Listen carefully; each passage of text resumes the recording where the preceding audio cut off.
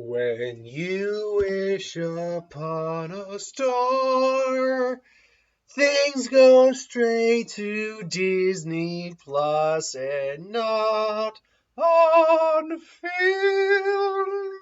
film. Pinocchio. I finished watching this not more than 20 minutes ago, so my viewpoint on it is still pretty fresh as it is. Um, I have a mixed bag relationship when it comes to some of the Disney remakes. I do like a lot of them. I don't think they're all trash like some other people do. I don't think they're all great either like some other people do. Real quick, don't like the Alice in Wonderland. I don't. I just think they're bad. I really like the Jungle Book. Beauty and the Beast is tolerable but not fantastic. I actually really like Aladdin and Cinderella.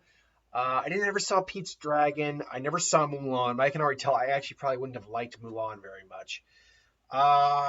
Is there anyone I'm missing really quick off the top of my head? Let me know if I am missing. Oh, Lion King. I actually didn't see the remake of Lion King. Um, but yeah, Pinocchio. I should preface everything I'm about to say by saying I'm actually not a huge love. I like Pinocchio. If I'm gonna angle myself down, but I like Pinocchio fine, but I'm not a huge lover of the film.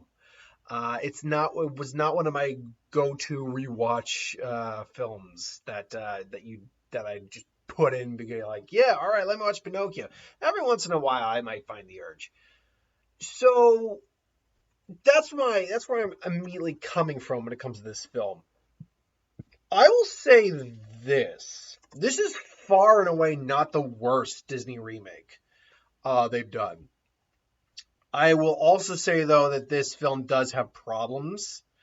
This film isn't perfect, and you can tell, despite how colorful and bright and whimsical and dark it can be, how surprisingly close it sticks to the story while changing some things. It sadly does feel like a film that is made for Disney Plus. Clearly has a budget behind it. Clearly is impressive for what it is, but it's not a film that if it were on the big screen, I'd think, oh, this looks like it was shot for the big screen. No, I would think this was a very well put together Disney Plus film if I saw it on the big screen. As it stands, I saw it in Disney Plus, and I think it's fine. Uh, long and short, it's perfectly serviceable. You'll get the right amount of what you want out of it, I think. I mean, in the story, I'd say, what's the story? But what's the story, Morning Glory? But what is the story? It's the story of Pinocchio. Geppetto makes this little wooden boy, and he basically wishes him to be a real boy, and he comes to life by the Blue Fairy. He has Jiminy Cricket as his conscience, and he goes on the wacky shenanigan adventures he goes in the original book, or original movie anyway, which is when he goes to school, gets trapped in the puppet show, goes to Pleasure Island, and then Monstrum. So yeah. Uh, so I mean, there's nothing new in the sense of what happens in the story per se, like with the progression of the story.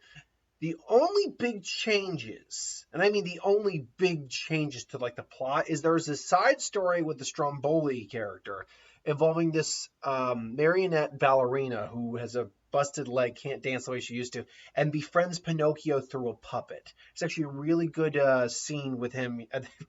There's a scene where he's crying and she's like, yeah, I don't trust people, only my father. And she brings out this puppet and it's like, I do trust you and all that. So,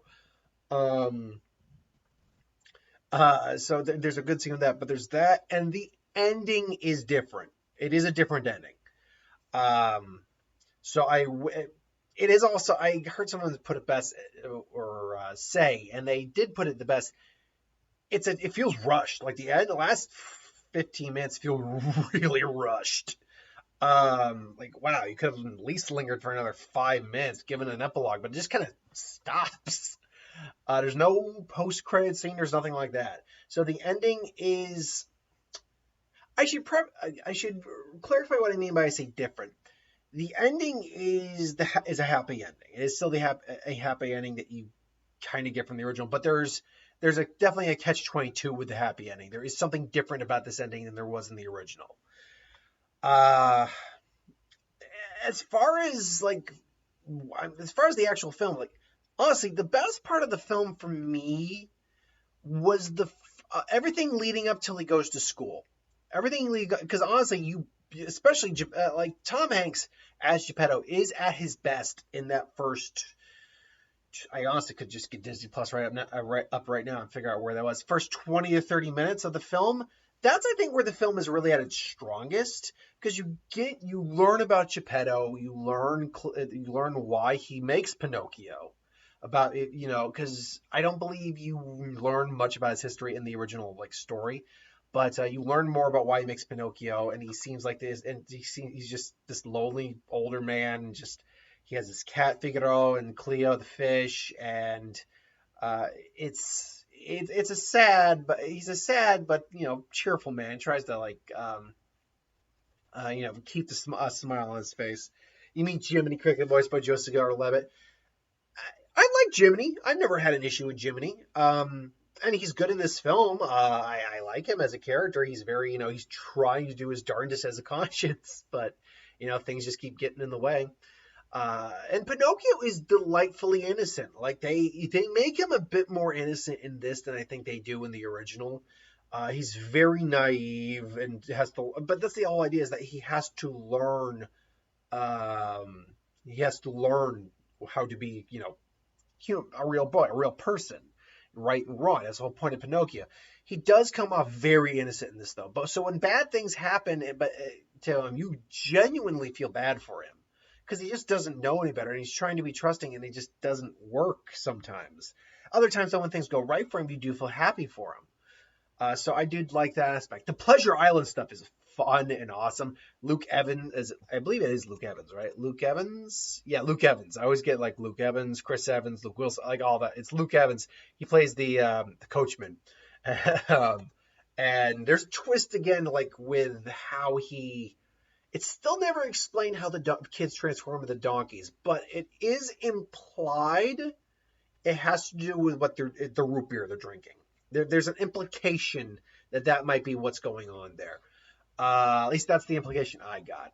And by the way, let's be very clear. I am not saying anything that is not already in a film that is over original Pinocchio. Hold on.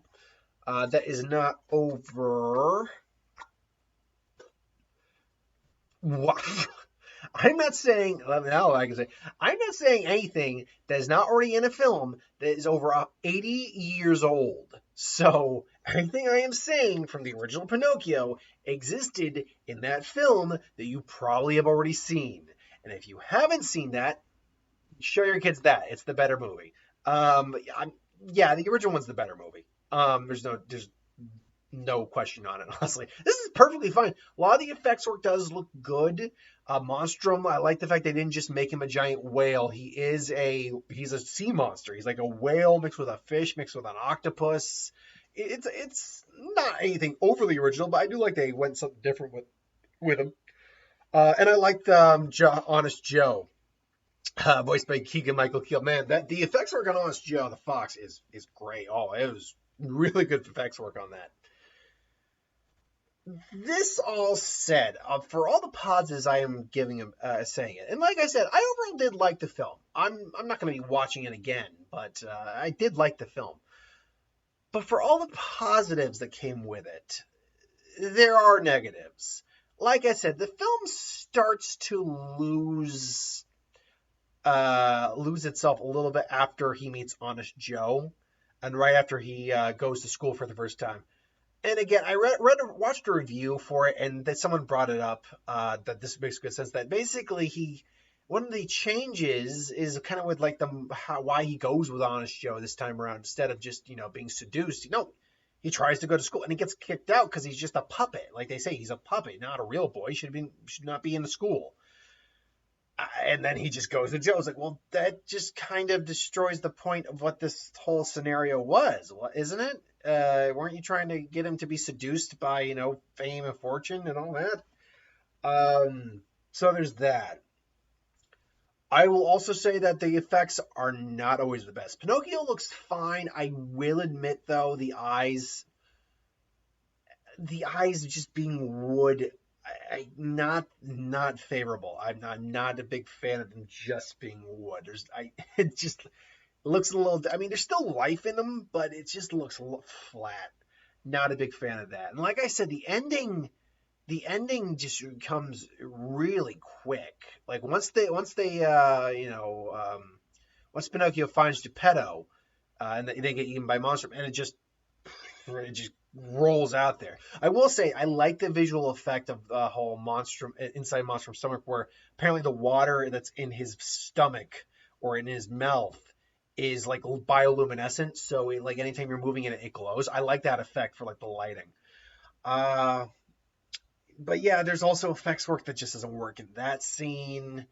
There's like sometimes the cat and the fish don't always look the best, and then there is a lot of modern references. One of the big ones is the cuckoo clocks. Geppetto has the cuckoo clocks, and if it had been one nod, it'd been fine. But there was a lot of them, and I one or two would have been fine. But there's like 4 or 5 or 6 different clocks. Are all just Disney movies. You see Woody on Bullseye at one point. You see Jessica and Roger. You see Maleficent. You see Snow White and the Seven Dwarfs. You see multiple of Donald. Like I get it. It's Disney, but one or two of these would have been fine. Not that many, because then it's just like, hey, look, we're Disney. Hey, look, we're Disney. Hey, look, we're Disney. Like, yeah, that starts to get. I'm like, okay, I get it. You could just They don't have to be Disney related. They can just be clocks, and they're cuckoo clocks. Okay, that's fine. Um, and then there, there's a freaking influencer. You'd be famous. You could be, a star, celebrity, or an influencer. Like I got that was what you were going. You didn't have to flat out say it. Or you're made of pine, oak log, or no, Chris Pine. No, that name will never work. Like those jokes aren't a lot, but they stand out. I shall also say that the musical numbers. Here's the thing. I forget that the original Pinocchio is actually a musical still, because it's got the I got no strings to hold me down. Say hi fiddly dee, and Vector's life for me. Like you got that Wish Upon a Star. I forget that like Disney. Most Disney films are musicals on some level. I keep forgetting Pinocchio is a musical. I'll be honest. Except for I Got No Strings and Hi Fiddly D, I I can't remember all the songs, because When You Wish Upon a Star isn't even sung by Jiminy Cricket. It's sung by the Blue Fairy. Uh, Geppetto technically does have a song. In fact, he's technically got two, but he doesn't really sing them. He more kind of sings them. So I I will say that's okay, because it lends more to his character and what we learn about him. But yeah, High Fidelity is perfectly fine. Got No Strings is fine. Um, there's a song by the Coachman, which I'm like, oh, okay, I don't remember anything about it. To be fair, I had to pause it because I had to go get a tile. I was staring at the screen for a while and had a bit of a long day, so I had a bit of a headache. Um, but I don't remember the Coachman song. Coachman gets a song, because it's Luke Evans. He's a very musical, talented guy. He played Gaston. He did well at that. So there you go.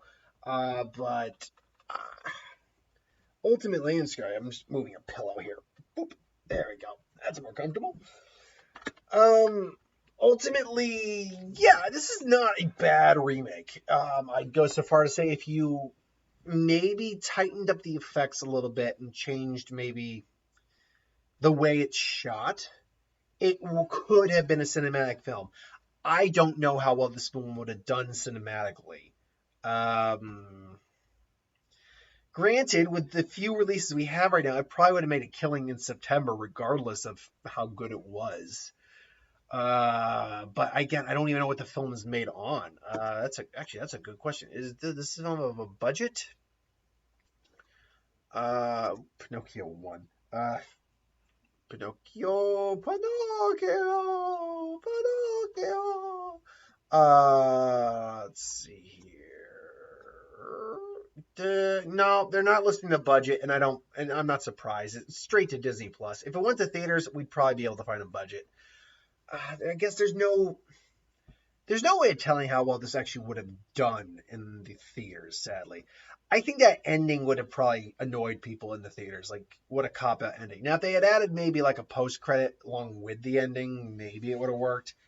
As it stands as a Disney Plus original film, it is far from the worst thing I've ever seen. Uh, there are worse films out there to be sure. It's not the best one either. Turning Red's probably the best. Well, Turning Red was not meant for Disney Plus. It was meant for the theaters because it's a Pixar film and it's really damn good. But what are you gonna do?